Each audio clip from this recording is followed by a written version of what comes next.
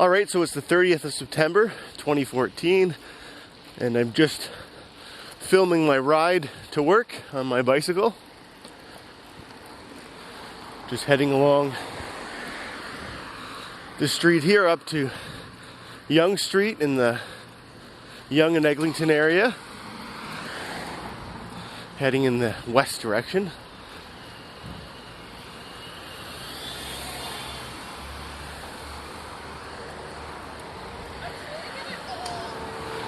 So today is the last day of September and I wanted to try and film a commuting video during September and of course put it off to the very last moment to do so. But I think today's an interesting day to film because it's somewhat foggy. From my apartment, which is on the 24th floor, it's much more foggy than it is down here at ground level. And when I was getting ready this morning looking out, the fog was kind of a pinky kind of a color. And the glow from the fog made everything a different color in my room. It was neat. And then I was listening to the radio and they were describing it exactly the same way. So it wasn't just me. Alright, so I'm still heading west. I just had to ride that little section on Yonge Street. This little road here meets up with Duplex Avenue, which is the street that I take for going north in this part of town here. I commute from the Yonge and Eglinton area up to North York Centre. My office is in the Yonge and Sheppard area.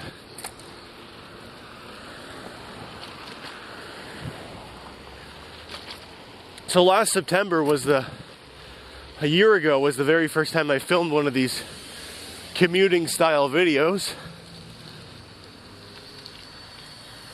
And I've done many since then. And I plan on doing many more.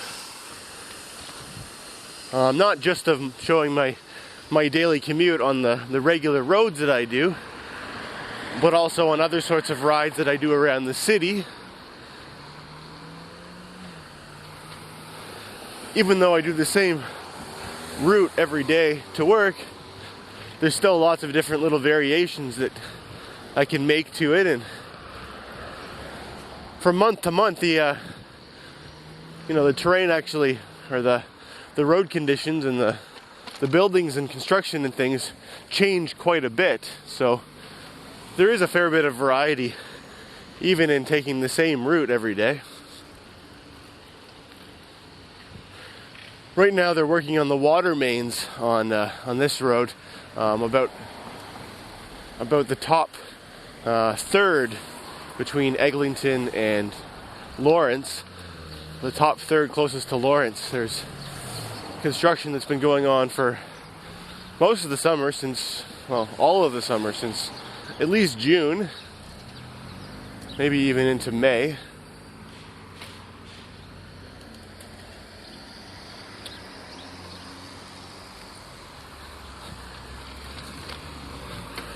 This route's not very fast because there's lots of stop signs, lots of four-way stops.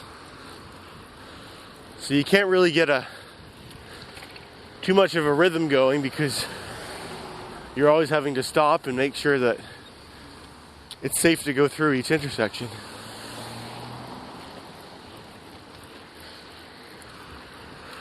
So the temperature this morning's around 16 or 17, maybe 18 Celsius.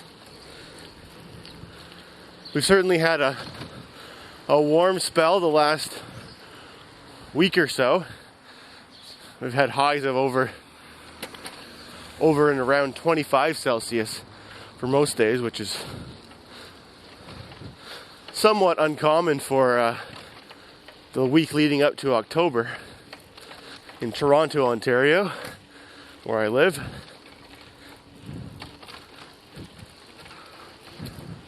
So I do this commute every day to work on my bike. Takes me a little bit under half an hour, and this distance of the route that I take. It's about 7.75 kilometers, or almost 8 kilometers. It's not the most direct route, but it's certainly a safe route, or a safer route than the most direct route. So all this equipment you see on the in the left lane there, that's all for the construction that's going on here. They're doing water main rehabilitation, which means that they have these big, huge pipes with a diameter of almost a meter, and that's where the main water lines run through this neighborhood. And I don't know how long they've been here for, but it's been a long time. So they don't actually replace the water mains, but they do cut a bunch of sections out of them, and then they put some kind of a lining on the inside of the pipe to make it last longer. And they're able to do that without, just by, cutting a hole in the pipe every few blocks, rather than digging up the whole road and replacing the whole pipe. So we're just getting up to Lawrence Avenue now. There's a nice traffic light to get me across Lawrence here, and it just turned green. And the road that I'm on, which is called Duplex, changes names here. It's now called Jedburgh. You'll notice there's quite a few bikes that you see coming in the other direction. This route is known by cyclists as a common commuting route. Lots of people use this for getting to and from work on their bikes. I'd love to see us put in some kind of a bike lane or something to make it better for cyclists, since there are so many of them that ride along here. So hopefully we'll see that one day, but it's not in the foreseeable future at this point. Crossing guard there is wearing a big orange raincoat. It's not raining at the moment, but they said that on the forecast that it's supposed to rain today. Hopefully it doesn't rain before I get to work.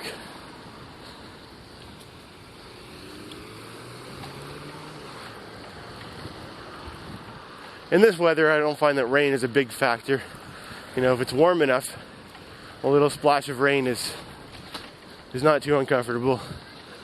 But when you're filming your ride with a camera, it's kind of a nuisance having it raining, because the camera frequently gets covered with raindrops. And although it's a waterproof camera, the raindrops still obstruct the view of the camera. So you frequently have to wipe off the camera lens.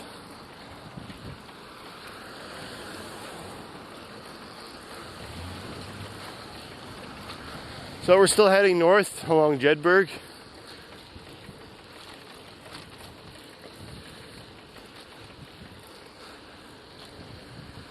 So about 2 weeks ago we had our big Toronto massive group ride, which I guess is my turn, which took place in our city. There's a bunch of different rides that all came from different parts of the city and all connected together at City Hall. So the rides are called Bells on Bloor, Bells on Danforth, and Bells on Yonge. So Bells on Yonge was the ride that I was involved with, and a little bit involved with helping to organize it and to marshal the ride. And so that ride started all the way. It was the longest ride of all of them. It started up in North York Centre at Finch Station, which is the very north end of the subway. Just getting over a bit of a cold. And the ride went all the way down from there to City Hall. So I started the ride from Finch Station, and through the North York section we had about 17 riders, which isn't that many, but compared to previous years, it's a huge increase. I think they had only 2 riders last year, so nice to see that section improving. And further south, you pick up lots more riders along the way. There were 2 other stops along the way, but people also just joined, wherever they wanted. And by the end, before we got to City Hall, we had well over 100 people all riding down Yonge Street together, which is pretty neat. Because kind of like you're in a parade. You got this big, long train of bikes taking up the whole right lane.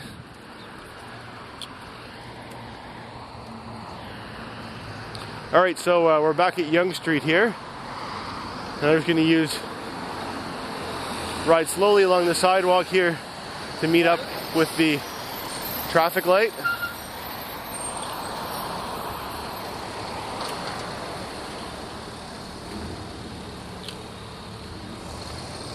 And there's our green light. That guy heard me talking and he thought I was talking to him. And I'll just wait for this traffic light to change. Although no one's going straight through here because this is just a supermarket, so I'm just gonna push on through here.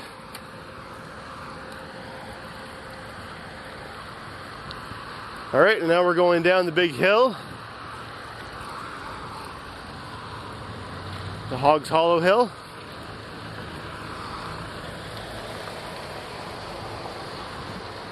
And I'll check here and see if there's any construction to see if it's worth going down this little road here.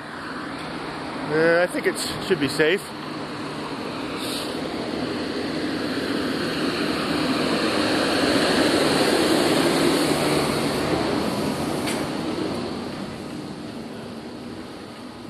They've been working on the water main, I believe, on this road as well.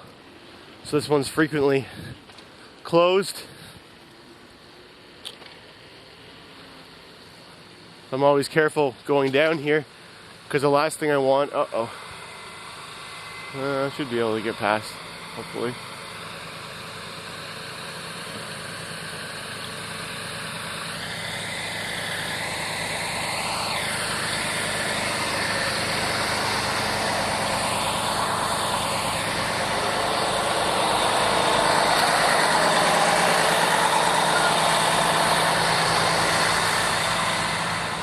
There we go. As I was saying, the last thing you want is to come all the way down this hill to find out that, they're not letting anyone through, then have to climb right back up the hill again. And then to continue to work, you have to go down the hill and up again one more time. So yeah, this whole section here where we're just riding on used to be gravel. It was gravel for a month or so because they dug a big hole here at the end. But now they put the top coat of asphalt on. It's not the final, I guess the base coat, not the final top coat. But all right. So now we're at the bottom of Hogs Hollow. This is a very rich, fancy neighborhood. Lots of really big houses, fancy houses, interesting properties because many of them are on the side of the ravine, so they're very hilly and have nice views. And when there's not construction going on down here, it's a pretty quiet neighborhood. All the trees and everything kind of shelter it from the traffic noise, so you kind of feel like you're in cottage country, not in the middle of the city. All right, so that's the end of the bottom of the hill. Now we got to climb up the hill. Can you hear me?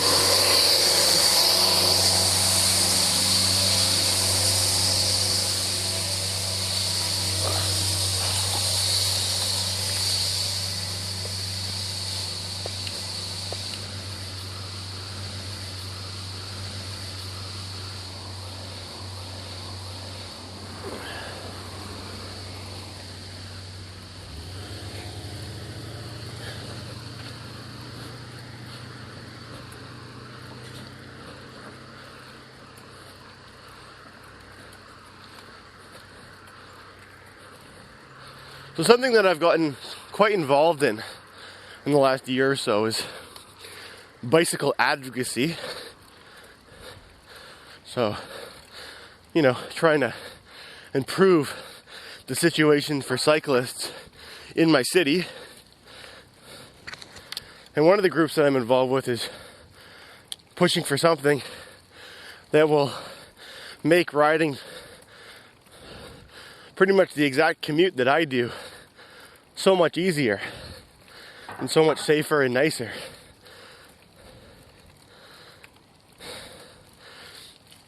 The Yonge and 401 area is not a very safe place to ride, and I do avoid riding that route as much as possible. That's why I'm riding this way. And so I'm able to find, you know, some detour routes that take a little bit extra distance, but make it a lot quieter and safer and nicer for riding. But what my detours do not achieve is they don't avoid the big hill, which is, for me, you know, riding the hill, it's not my favorite part of the route, but I don't mind it. But for a lot of people that aren't experienced cyclists or you know, they're just kind of get into the idea of riding a bike, climbing a hill like we just climbed there would deter them from, you know, considering using their bike for transportation. So one of the groups that I'm involved with has this idea for a multi-use trail that could be built so that you could bypass the Yonge 401 as well as Hogg's Hollow, which is that big hill we just climbed,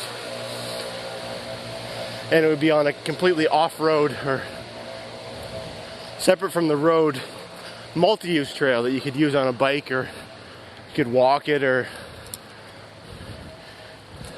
if you're in a mobility device or a wheelchair or something, you could use that route. It would be a really big project for the province or the city to undertake, but it would really improve the cycling situation and pedestrian situation for a lot of people. So there's a whole design proposal that was put out, but something that I spent quite a bit of time this summer doing was creating a video version of that proposal. It's less than 5 minutes long, and it kind of just shows what could be. So I posted that video almost a month ago now, but I didn't post it to my regular YouTube channel. I posted it to a separate one, specific for the cycling advocacy group. But for someone in Toronto, it's certainly an interesting video. So I'll share the link to that below in the description, so you can go and take a look at it. That was something, again, that I spent quite a lot of hours working on this summer.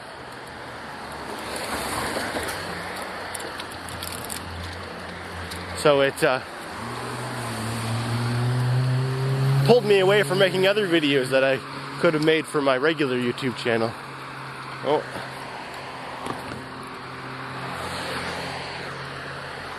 Across here.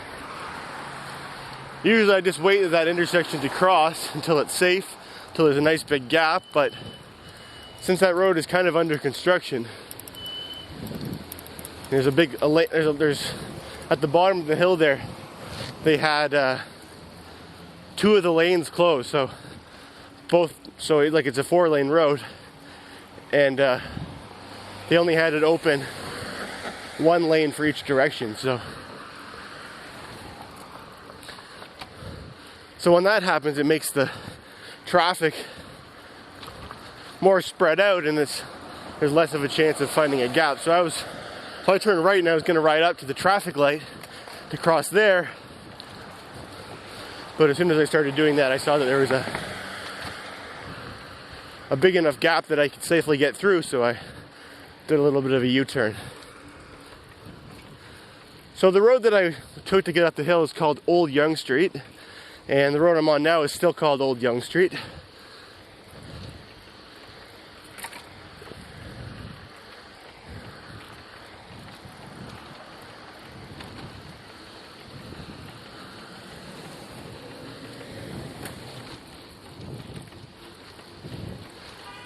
So you'll notice as we're riding that some of the trees have already started to change color, the leaves on the trees.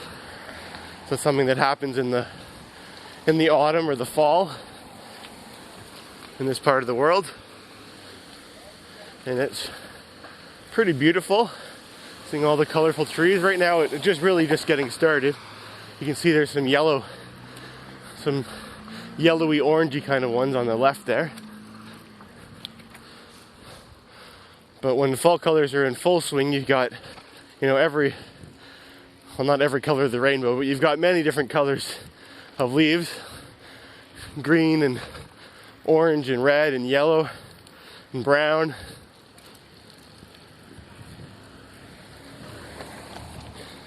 And then all the leaves fall off. First they change color, then they all fall off.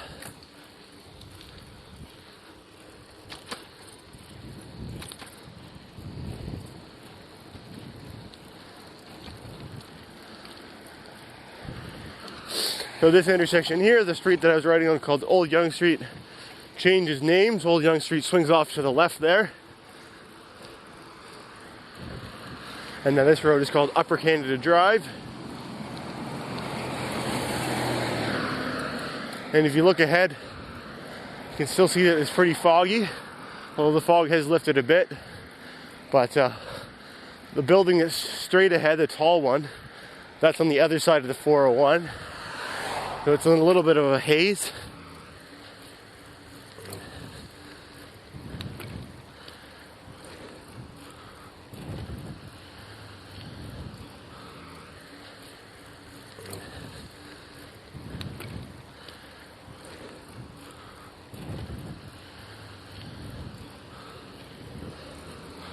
So we'll turn left here.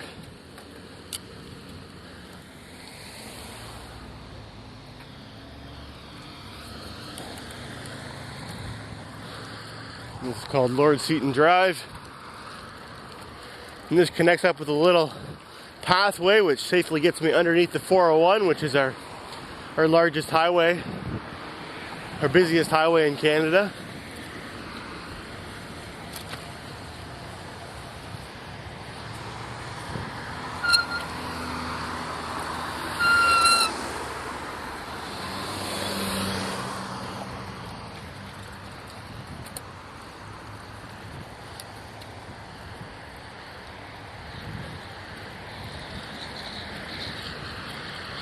And here we go under the highway, through this tunnel.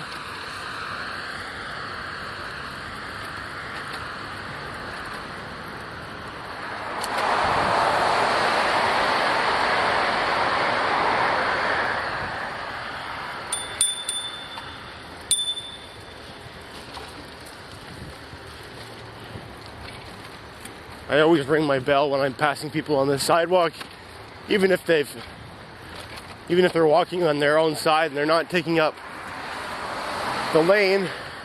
I think it's always a good idea to ring your bell. Make sure that they know you're coming so you don't startle them.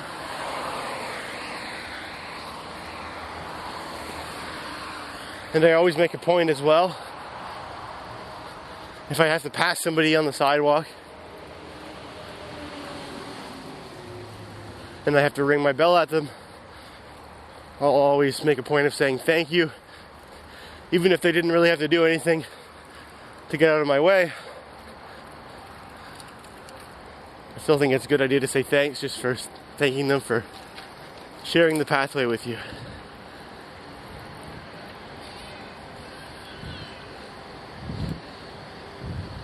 There's some kids all getting on the school bus, ready for school.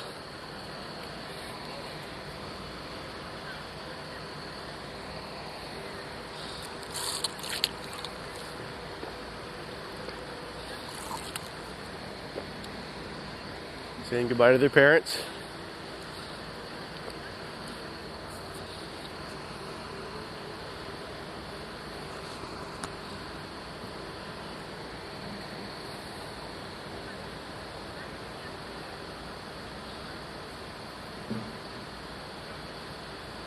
I got them all. Yep.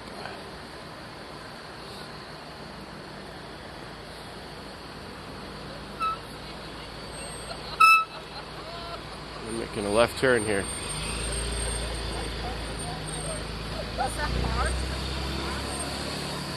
I'm going straight. So this street here is all big condos. Fairly new condos, all built within the last 10 years or so. The one at the very end there that we're pointing at right now, that was under construction when I first started taking this route, and they just finished it about 3 or 4 months ago, or at least the outside's all finished. They may still be working on the inside, but it looks pretty close to being done.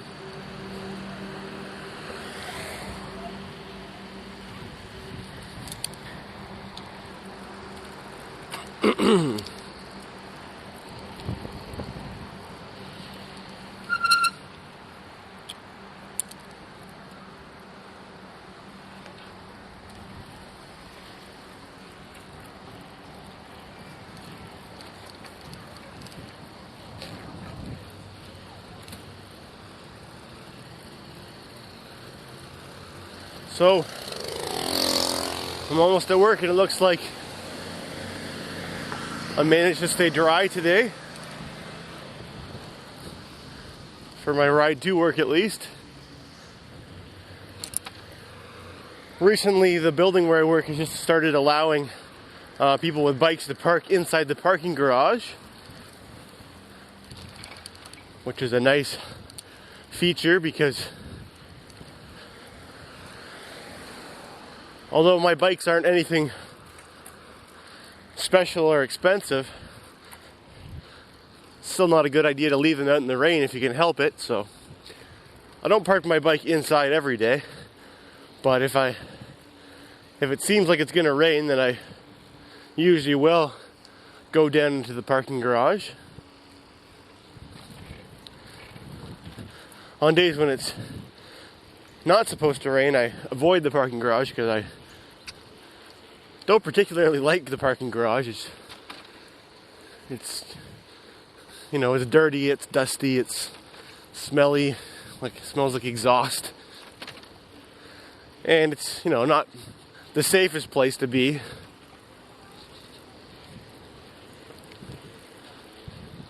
Just because, you know, cars come around tight corners and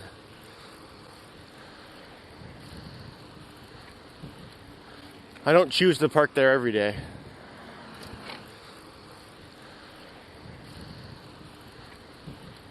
So here we're coming right up to Sheppard, where I'm going to cross.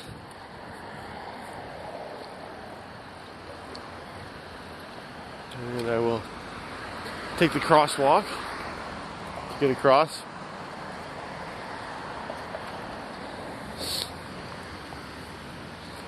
Sheppard's a very busy road with really fast moving cars, and I don't feel very safe riding my bike right on the road, but I don't have a very long way to go between where I cross and where my office is, so I just ride along the sidewalk. But anyways, I hope you enjoyed following along in my ride to work, and I like making these videos partially because I hope that it'll help inspire people to try riding a bike to their workplace. If you're considering riding your bike to work, leave a comment, and thanks for watching.